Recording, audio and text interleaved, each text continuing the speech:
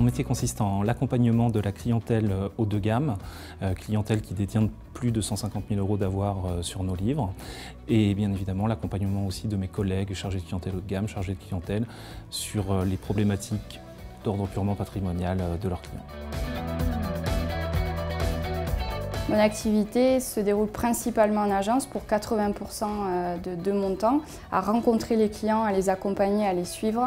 Et le reste du temps, c'est plus l'élaboration d'études patrimoniales ou réfléchir à des stratégies à mettre en place. Le métier a beaucoup évolué ces dernières années de par l'introduction des outils digitaux et des canaux distants. L'utilisation de la tablette devient prépondérante aujourd'hui. Alors, ce que j'apprécie le plus, c'est la richesse des situations auxquelles je suis confronté, de par la diversité des situations clients.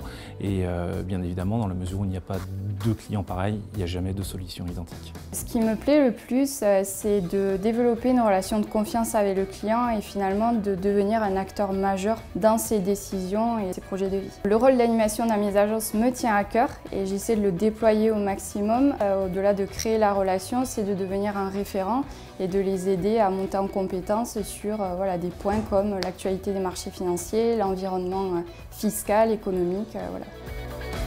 La principale difficulté à laquelle j'ai été confronté quand j'ai pris le poste, c'est que j'étais auparavant chargé de clientèle professionnelle et donc il a fallu fournir un gros travail d'auto-formation, en plus des formations qui m'étaient données, pour pouvoir acquérir les compétences nécessaires pour gérer cette clientèle. Les compétences qu'il faut avoir pour réussir en tant que chargé d'affaires en gestion privée, c'est une combinaison entre des compétences comportementales et des compétences techniques.